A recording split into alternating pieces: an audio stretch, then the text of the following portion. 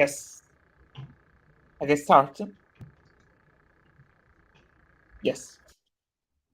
Yes, welcome to everyone for this conference and for this interesting ordinary session G called Monetary Policy, Inflation and Income Distribution. I'm Antonio Lofaro, the chair of this conference from Roma Tre University.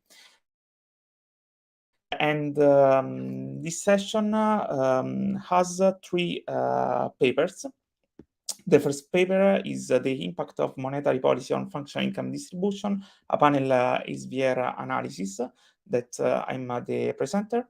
The second paper is group inequalities, a policy perspective presented by co-staff Banerjee, and sorry for my pronunciation. And the third paper is stress testing inflation exposure, systemically significant prices and asymmetric shock propagation in the UA 28. The last paper presented by Orivam Ibiapina da Silva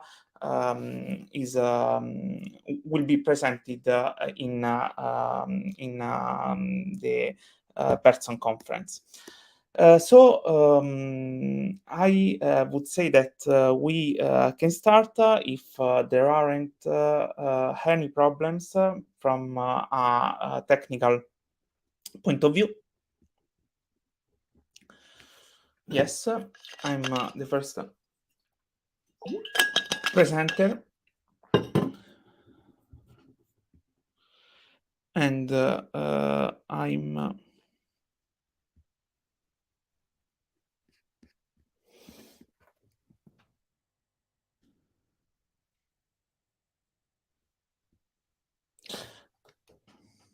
I'm uploading my slides.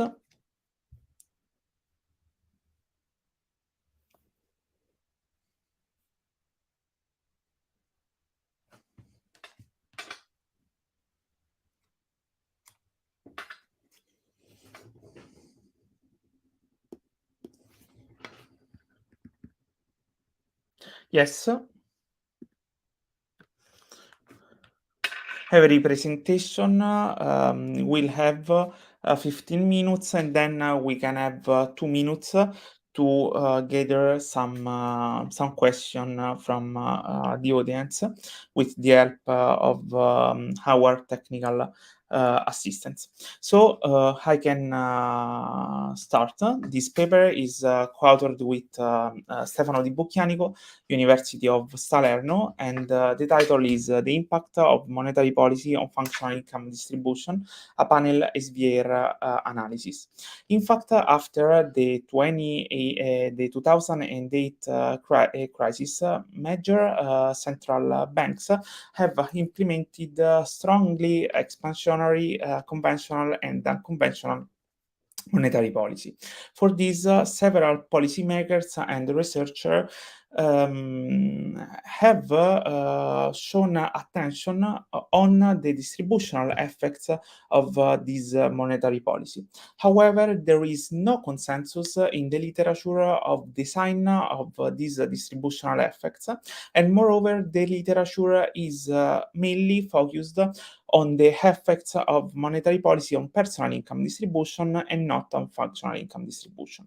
For this, our paper has three goals.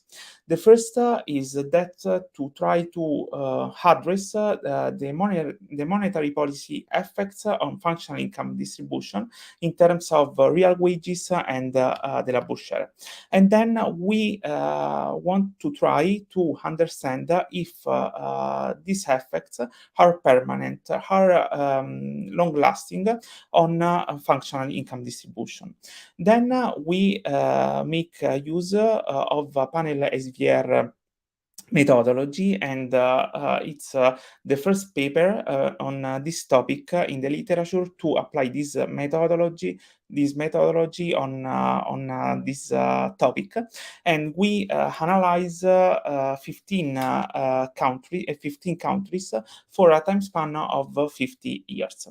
The third aim is that to pose special attention to try to decompose these distributional effects of the monetary policy in several channels, and we want to pay attention on these two channels, the cost channel and the labor market channel of monetary policy. As I already said, there is a lack in the literature of contribution on the effects, on the monetary policy effects on the functional income distribution, as pointed out by CAPES 2023. However, we have some paper like that of Cristiano et al. 1997 and 2005 that find that after a contractional monetary policy shock, real wages should decline.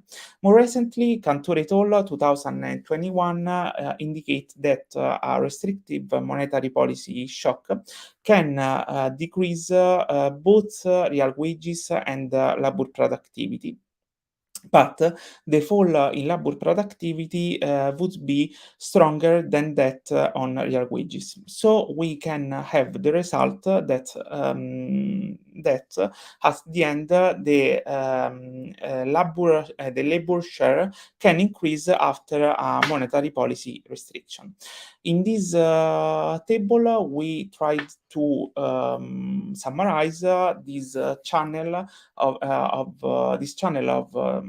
the monetary policy on income for the effect on income distribution in three main channels. The first channel is the cost channel, in which a higher interest rate can increase the cost of working capital for firms, like pointed out by Bart and Rami, and we can have a higher price level for this channel, and with given nominal wages, with sticky nominal wages, we can have a fall in real wages.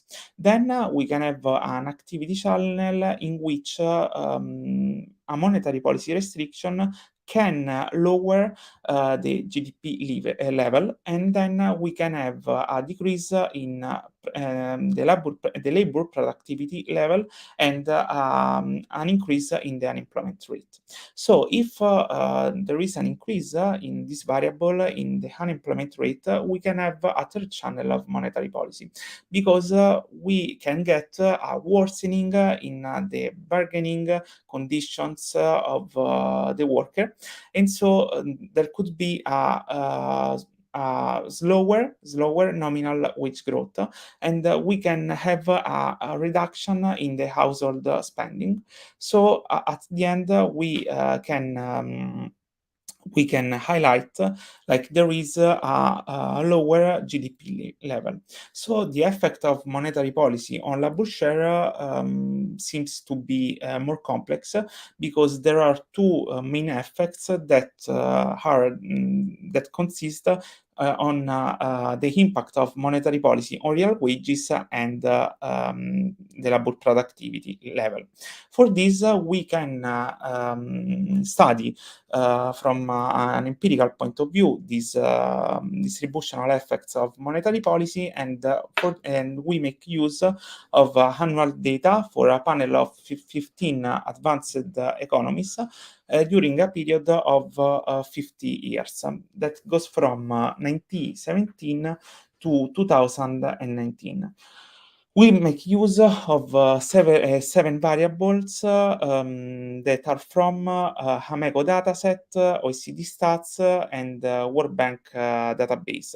The first variable is the short-term interest rate. The second is a measure of commodity price index, like the energy commodities price index. The third variable is a measure of price level, like the GDP deflator. Then we have a measure of real wages, the real gross domestic product, the unemployment rate, and the adjusted labor share. In terms of methodology, we use a panel structural vector autoregressive PSVR model inspired to the seminal work of Pedroni 2013, and the fundamental issue in this methodology is that to put some restriction in the matrix B0, that is the matrix of contemporaneous relationship of our variables. To put this restriction in the matrix B0, we use a Cholesky factorization, and for the Cholesky factorization, the ordering of the variables is very important, and we place like the first variable the interest rate, like we can see in the inputs in this impulse response function. And this means that the interest rate is a variable that can have an effect within the first year of the monetary policy shock on the other variables, but the interest rate is a variable that can react with one lag to the other shock of the other variable. We make this assumption, we choose this ordering inspired to seminal work like that of Sims 1992 and Fragetta and Melina 2013. So these are our impulse response function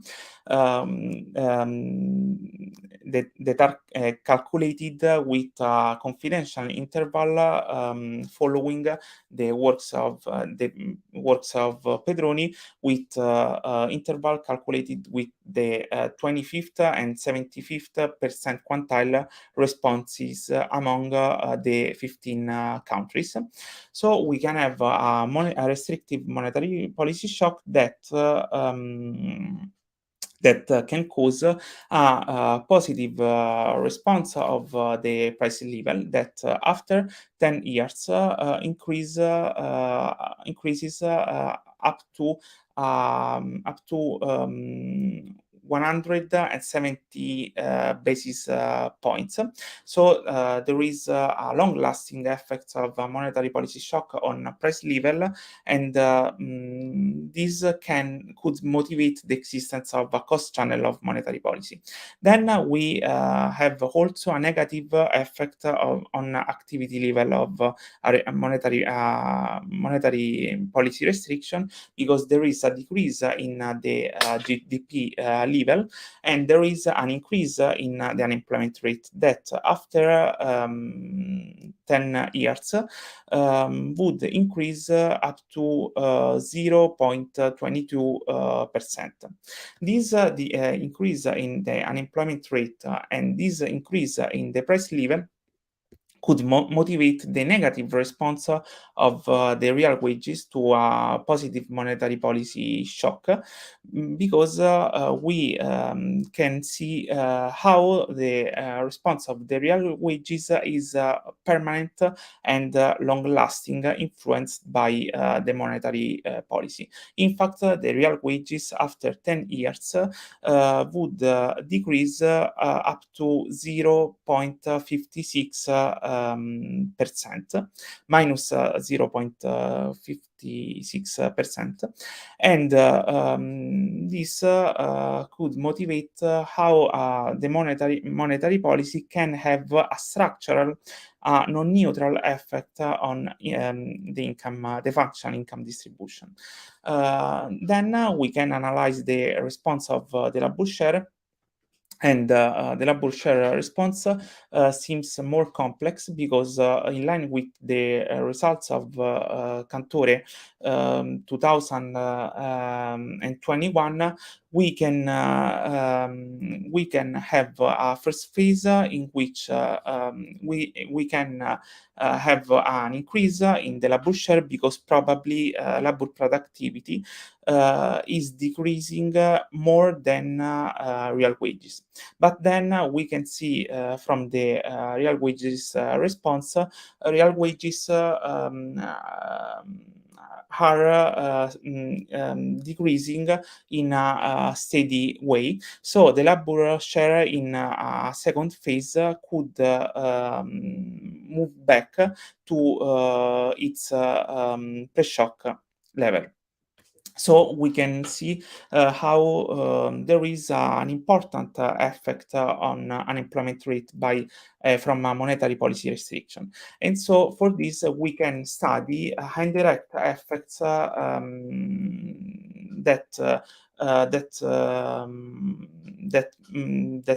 pass through the unemployment rate. So monetary policy shock can have uh,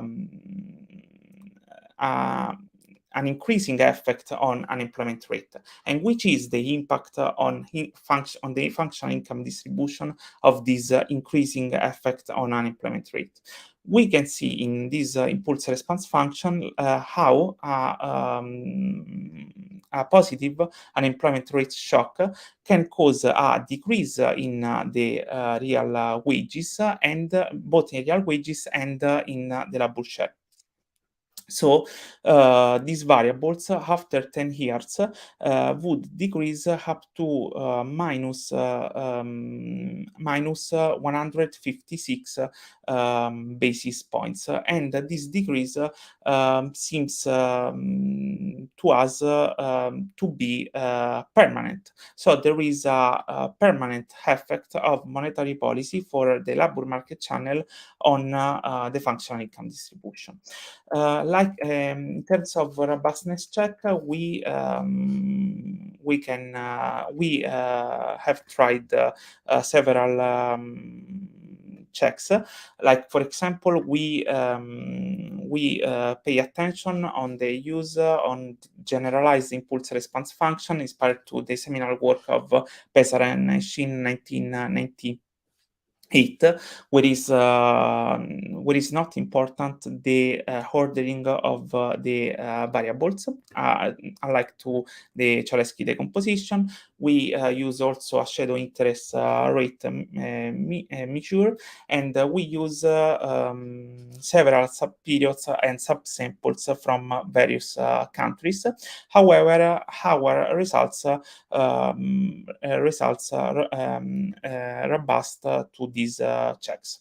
Our conclusions are several. The first conclusion is that monetary policy can have a long-lasting influence on the functional income distribution. Then, in line with Cristiano et al. 2005, for the existence of a cost channel of monetary policy, we can find there is a non-transitory fall in real wages after a monetary policy contraction. So there is a permanent effect of monetary policy.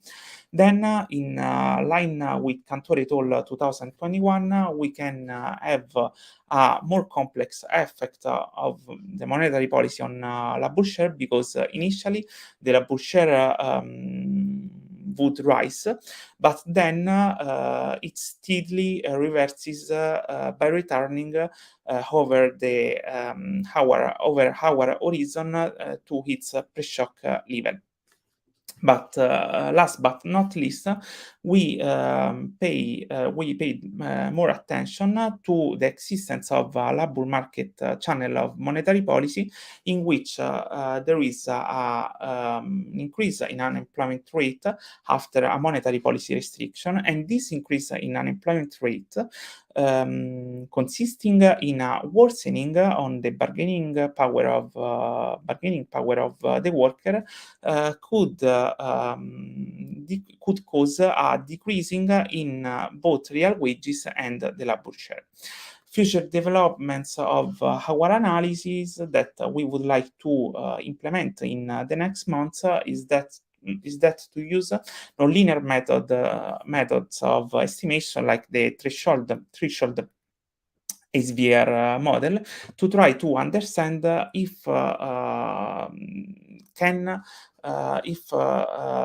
is some different response of functional income distribution variables to a monetary policy shock, and if this difference can be detached in the degree of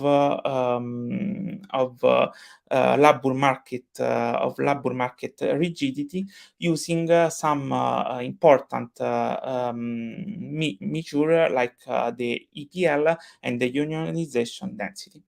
Thank you for your attention.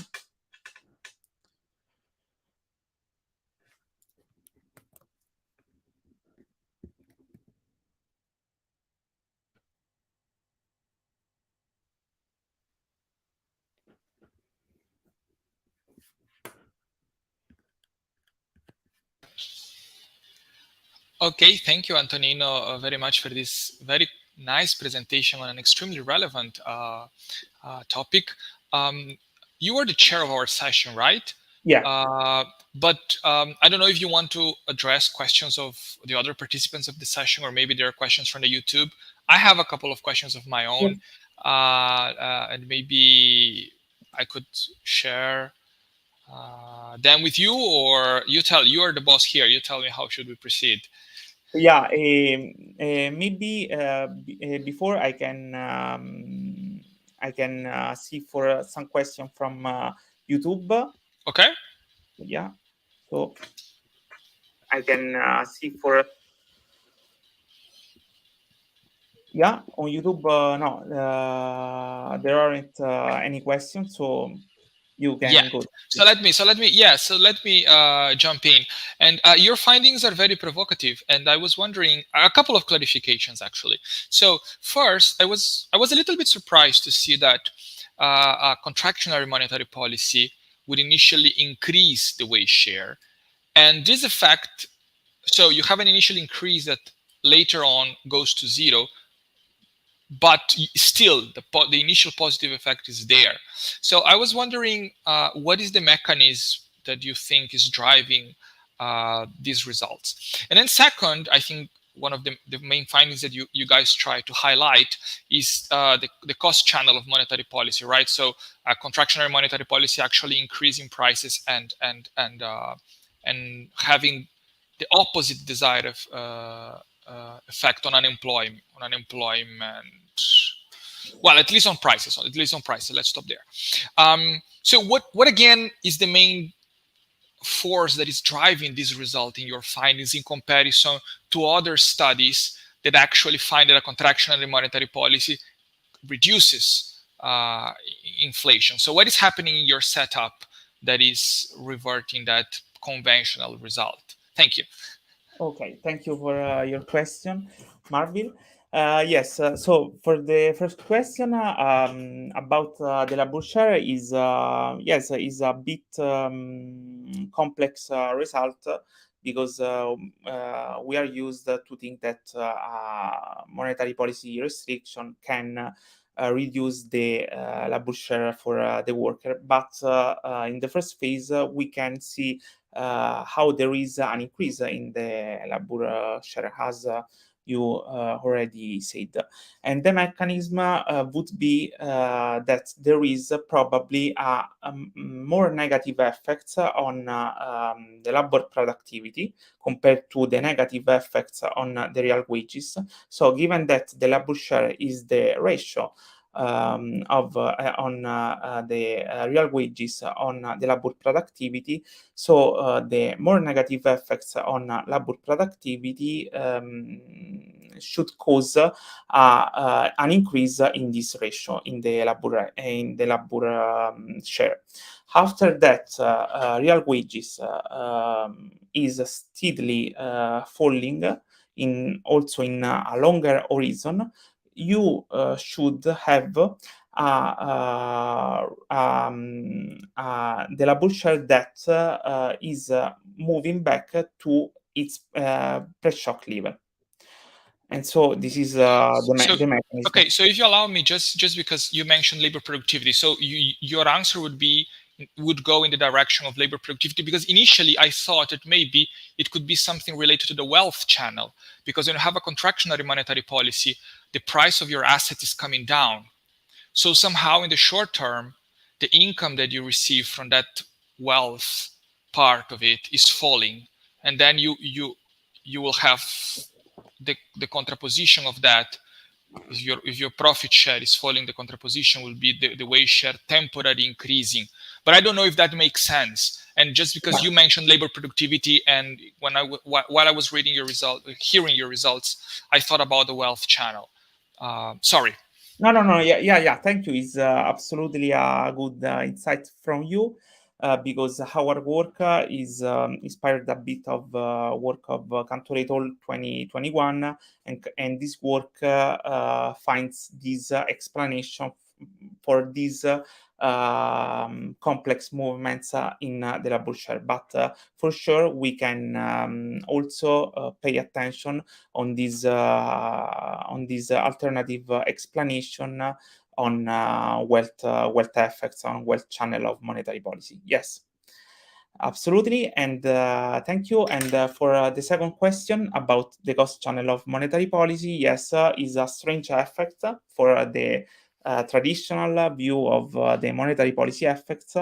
But there are a lot of works, mainly empirical works in the literature that should detach the existence of a positive relationship between interest rate and price level, because interest rates are an important component of the cost of for the films. So if a central bank increase permanently the interest rate, the cost, the financial cost for the films could increase, and for this we could explain the existence of a positive relationship between interest rate and price level. But recently, also from works from the Federal Reserve, there is another explanation from this positive relationship that works with the rents, because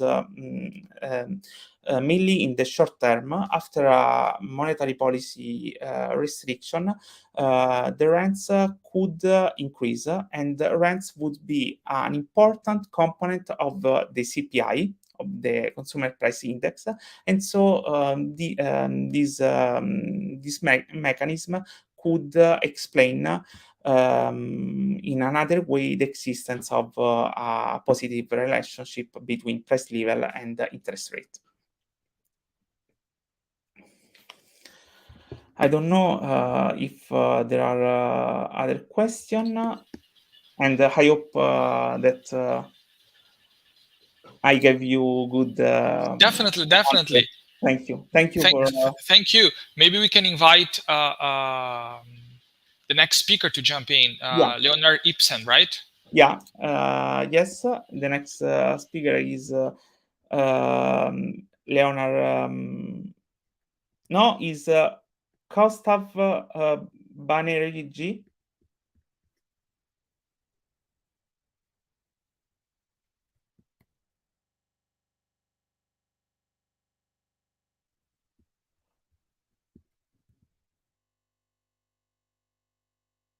Okay, the next.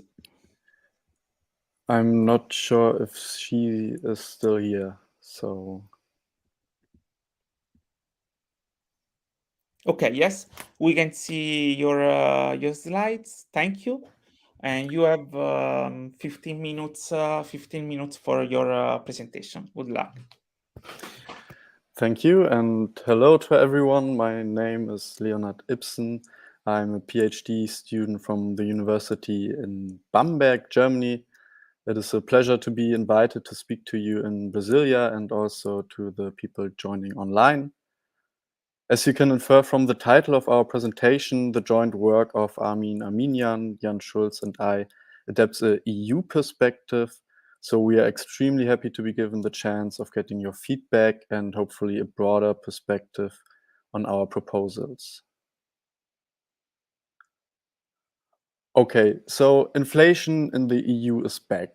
And it was a long time coming if you ask economists who try to deduce inflationary pressure from charts like the one on the left. However, I would argue recent history went out of its way to tell us supply and production networks matter, and they matter not only for supply and production, but also for prices. The infamous Ever Given blocking the Suez Canal is one of the more tragic comic events that put a strain on production networks lately. There also was the shortage of semiconductors. We had the in and outs of pandemic-related lockdown policies. And we also saw Russia invading the Ukraine, which brought upon incredible suffering and also a sharp increase in energy prices. Okay, so you might think this anecdotal evidence and the slide lacks some scientific rigor, and of course, rightfully so. Luckily, Isabella Weber and co-authors put forth a seminal paper in 2022 showing the systemic significance of some sectors for the overall price level in the US, the so-called systemically significant prices. Okay, so we took the lead and asked ourselves, what if indeed inflation might emerge from microshocks to supply chains rather than as a monetary phenomenon? And what if indeed exposure to inflation is asymmetric across households, is asymmetric across sectors, as put forth by Weber et al., and maybe it's also asymmetric across regions. Why bother with regions? Because as we can see already from this very stylized depiction of the EU production network, they're quite heterogeneous with a really dense core and a not so dense periphery, and they are also very, very interlinked. So if production networks matter for inflation and display asymmetric exposures, could we stress test it? Could we stress test inflation exposure through global production networks? Well, we did, and we tried to stress test inflation exposure for the EU 28 in a global production network, and this is how we went about it. So we take the World Input-Output database, which comprises sector-level data for 56 sectors of 43 countries each for the years 2000 to 2014. We simulate the inflation impact of the average producer price volatility for each sector on the overall price level in the EU 28 by a Leontief price model. We analyze the direct and indirect effects of these shocks. Direct effect meaning how does a price shock to a sector translates into a rising consumer price inflation due to its direct share in it? And indirect effect meaning how does a price shock to a sector translate into rising consumer price inflation due to the price shock propagating along production networks to other sectors? We then analyze the exposure to different volatilities for core and periphery regions. We trace the shock propagation within and in between core and periphery regions. And finally, we propose a novel method to recover consumption substitution effects for the core and periphery, respectively. Our results confirm Weber and co-authors' findings of strong and heterogeneous direct and indirect effects, as well as the existence of systemically significant prices, meaning there are sectors that take a crucial role in propagating price shocks either through their direct or their indirect effects on the consumption shares. We additionally find asymmetric shock trajectories not only between sectors, but also geographically. And we discover heterogeneous vulnerabilities due to asymmetric exposure and differential substitution effects. Asymmetric exposure can come in the form of exposure to, of course, qualitatively different sectors, to more or less sectors quantitatively, to more or less volatile sector, and because of the mentioned substitution possibilities. As in Weber et al. 2022, we use a Leontief price model to determine the inflation impact of price volatilities. So the basic identity is that the value of output of each industry is equal to the value of inputs plus the value added.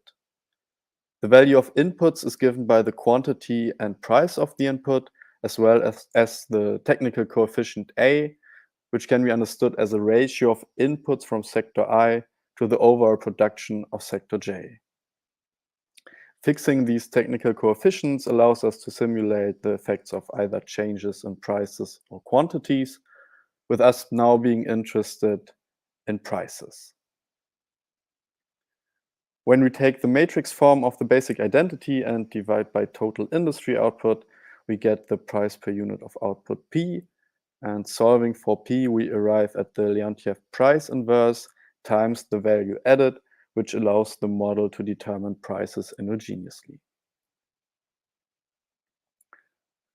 We then use sigma as an average price volatility to get an idea of the total impact of a change in prices of sector I to the overall price level. We compute this using the consumption share CI as a proxy for consumer price inflation. Repeating this exercise for different compilations of consumption shares, namely for the EU28 as a whole and for the core and periphery respectively, we arrive at the impact of the average price volatility of each sector on the overall price level. Okay, now coming to the results. On this slide, you see the 10 most important sectors for the EU28. You see that real estate activities in the biggest economies play an important role, as well as energy sectors, but also Great Britain as a financial hub. If you look at the direct and indirect effects, you see that the real estate works primarily through its direct effect, while energy sectors also show a large indirect effect through their role of providing universal intermediate inputs. The total direct to indirect effect is approximately 1 to 2. The picture does not change too much when we look at the direct and indirect effects for the core. We lose the Polish sector of coke and refined petroleum and see that the real estate, energy, and also financial services dominate. When looking at the total effect, we see that the direct effect becomes more important.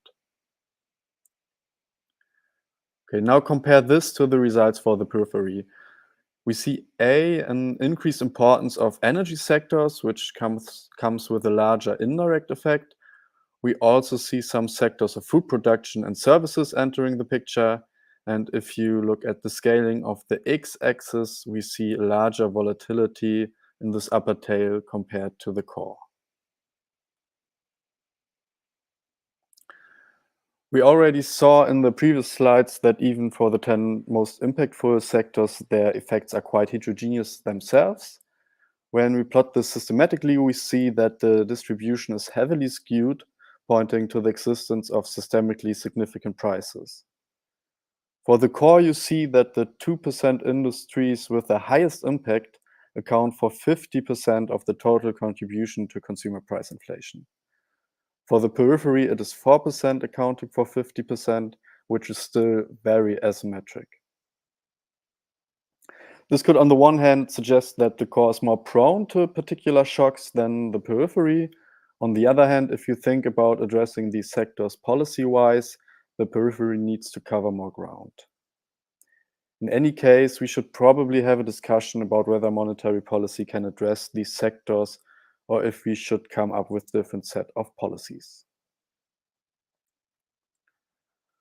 Okay, so far we established that there are sectors that are significantly more important for the aggregate price level due to their sheer size or their position in the production network.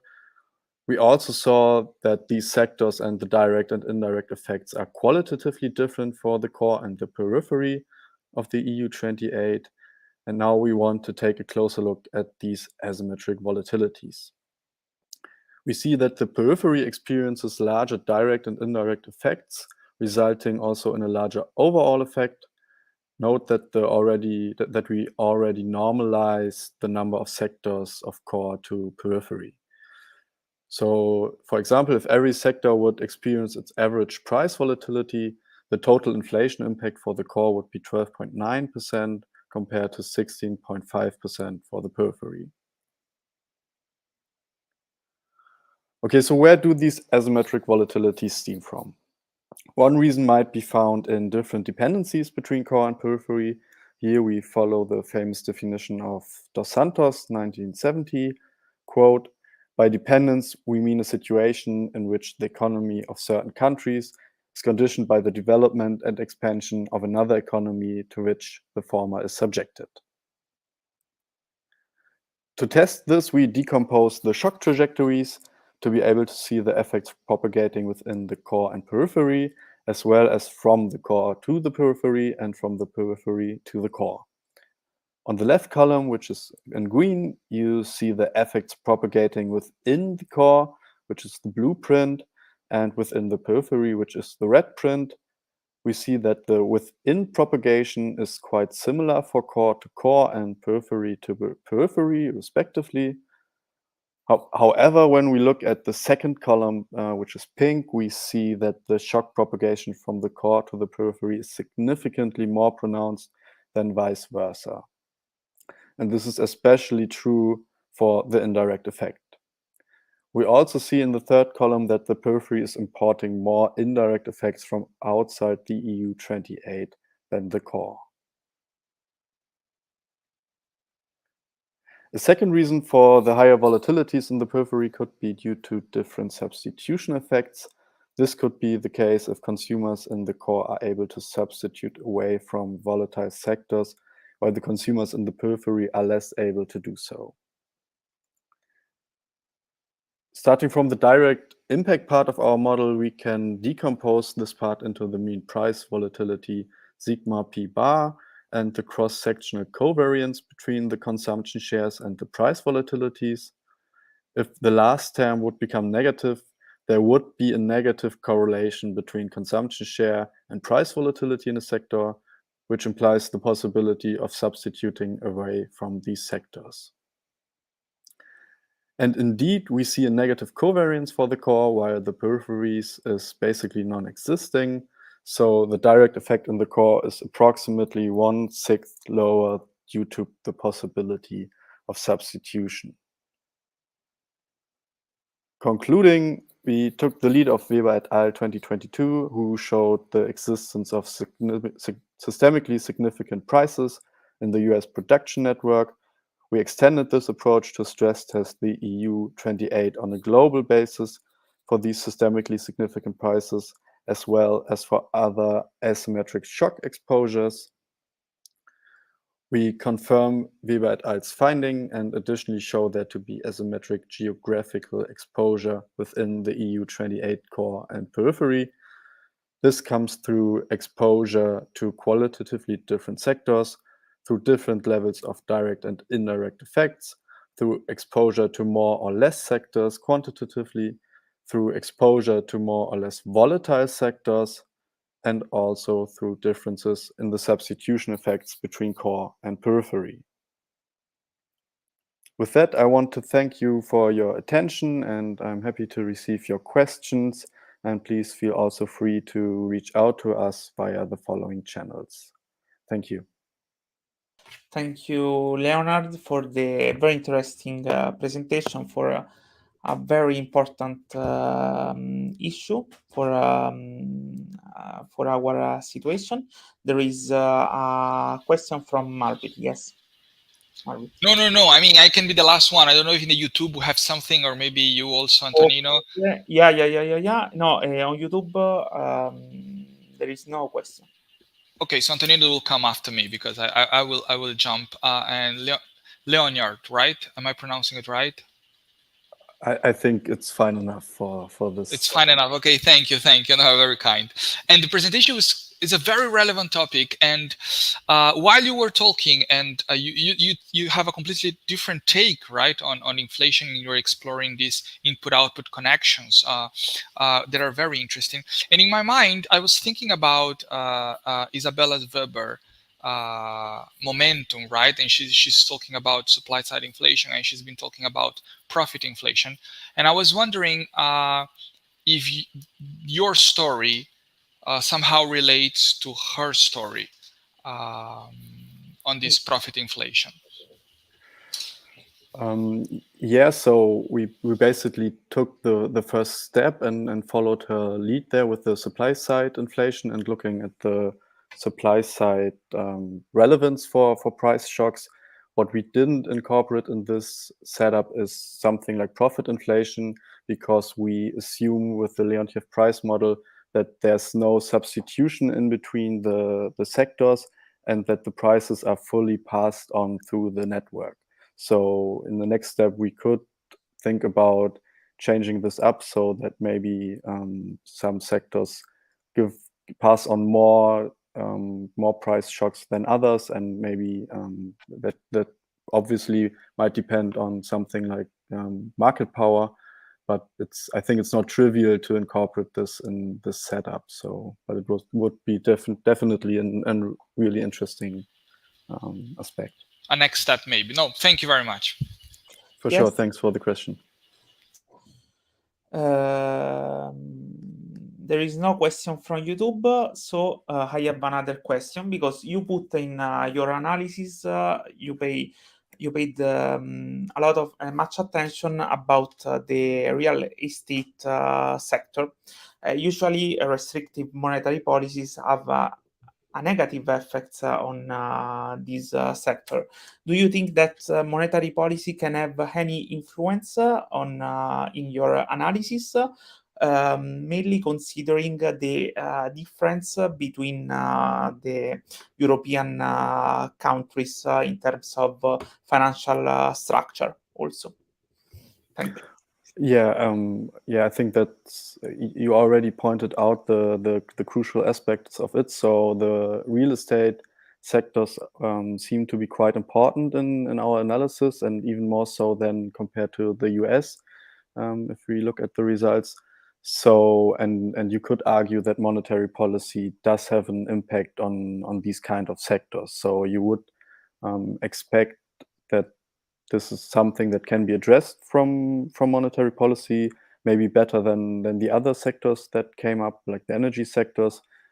I'm not sure if it's a trivial correlation, though, because the housing aspects of real estate are also not only the prices of the real estate, but also like the rent level. And I'm not sure if there's a correlation is really close for monetary policy to something like the rent level. But that's there I'm out of my depth. So I think focusing on this channel would be probably a worthwhile endeavor. Okay, thank you. Thank you. Thank you, Leonard. And then I think that we are having another presentation from Kostaf Banerjee.